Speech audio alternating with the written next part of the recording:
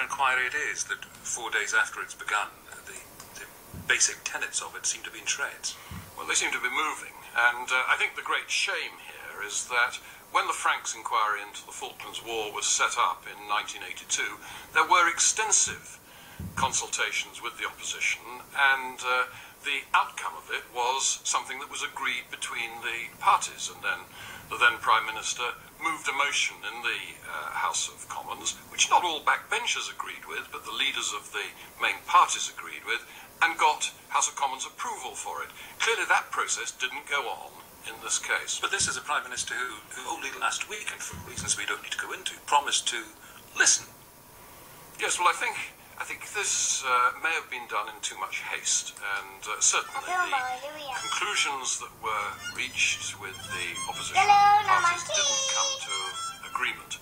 And what now is happening, I think, is that the Prime Minister and the government are being forced to listen, but only after they've made their initial announcement.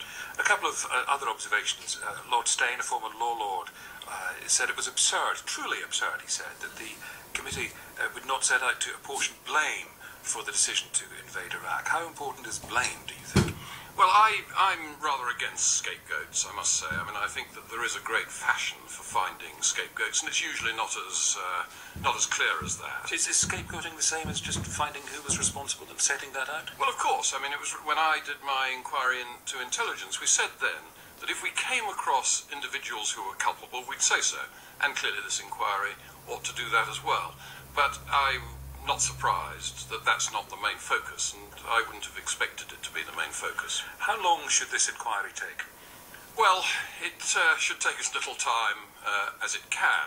I think what's an interesting parallel, again, is with the Franks inquiry, which was held in private, but looked at the circumstances leading up to the Falklands War. What's interesting is that that was similarly a year before the next general election.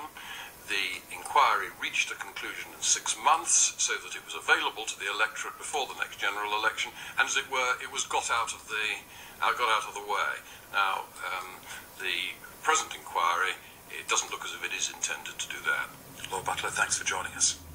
17 minutes to 6, a little later than usual, but welcome nonetheless. Here it is. Nils Blythe is in Dublin tonight. Nils, hello. Eddie, hi.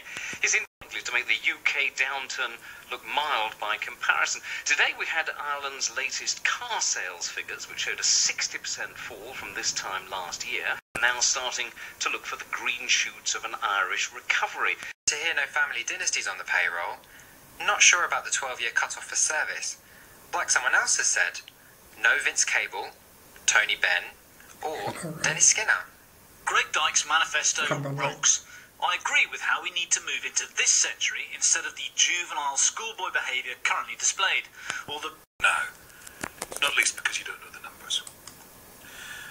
President Obama is a killer. During a recording for a television interview, a fly landed on his hand, and with one slap, which you can hear quite clearly in a moment, the fly was dead. Mr. Obama encouraged the camera to get a close-up of the dead fly on the floor. Get out of here. That's the most persistent fly I've ever seen. Nice. Now, where were we? That was pretty impressive, wasn't it? I got the sucker. Well, that video has been shown around the world, with the president being widely applauded, but consider for a moment the fly. I'm joined by Simon Blackburn, the professor of philosophy at the University of Cambridge. Is it okay to kill a fly? Good evening, Eddie. Yes, I think it is on the whole. They're rather unpleasant creatures, aren't they? They are parasites, and we kill parasites. We're part of nature, and all things kill the parasites that are on them, and I think flies belong to that tribe, unfortunately. Of course, you could argue we do as well, but... Well, it was interesting to hear. I mean, people have that expression, don't they? You wouldn't harm a fly, and yet the president seemed pleased. I got the sucker. Yes, absolutely. Well, you've got to remember his distinguished predecessor, Theodore Roosevelt, shot everything in sight. And, of course, his main political opponent at present, Dick Cheney, shoots his friends. So, doing it with your bare hands, I think that's one up, actually. Does anyone think we have a moral duty to protect nature? yes, people do think that, but of course they've got to be selective about the parts of nature we protect or we admire or adore. It's very difficult for philosophers of deep ecology to specify where the slippery slopes end. I mean, nobody would have liked it if Obama had, shot his Portuguese water spaniel Bo for irritating him. On the other hand, nobody wants to protect the flu virus. Nobody in their right mind, I think. And so, where do flies come on that ladder, that hierarchy? Pretty low down by the sounds of it.